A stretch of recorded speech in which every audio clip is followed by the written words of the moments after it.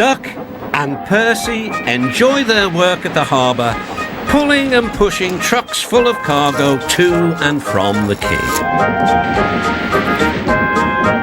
But one morning, the engines were exhausted. The harbour was busier than ever.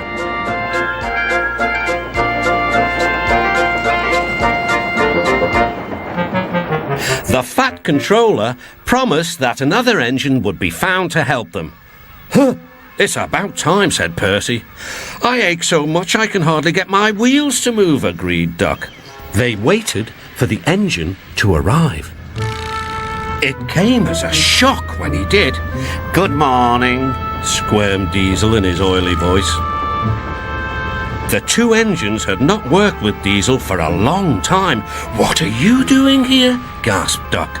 "Your worthy fat, Sir Topham Hatt sent me. I hope you are pleased to see me. I am to shunt some dreadfully tiresome trucks." "Shunt where?" said Percy suspiciously. "Where? Why, from here to there," purred Diesel, "and again from there to here. Easy, isn't it?" With that, Diesel, as if to make himself quite clear, bumped some trucks hard. "Woo!" screamed the trucks. "Grrr," growled Diesel. Percy and Duck were horrified. They did not trust Diesel at all. They refused to work and would not leave their shed.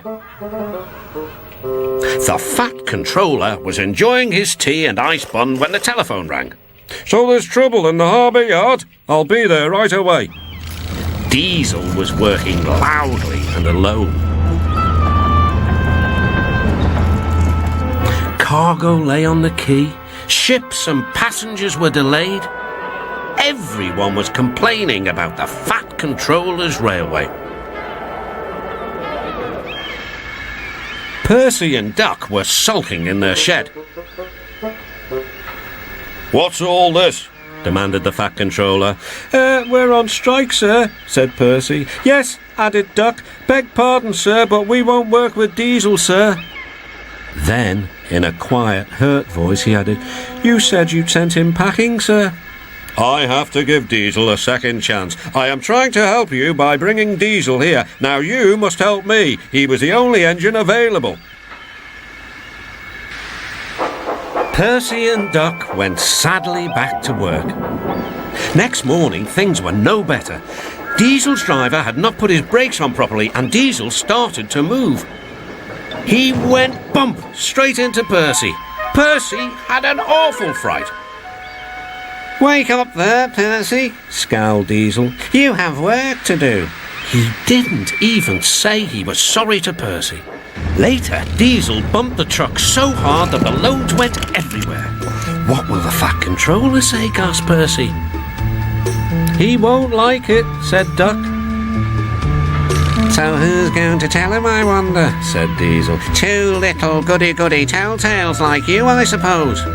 Percy and Duck did not want to be telltales, so they said nothing. Diesel, thinking he could get away with his bad behaviour, was ruder than ever. Next day, he was shunting trucks full of china clay. He banged the trucks hard into the buffers, but the buffers weren't secure. The silly trucks were sunk.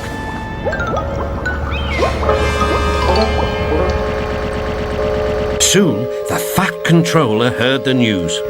The trucks were hoisted safely from the sea, but the clay was lost.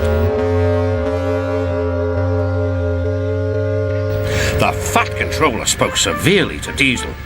"Things worked much better here before you arrived. I shall not be inviting you back.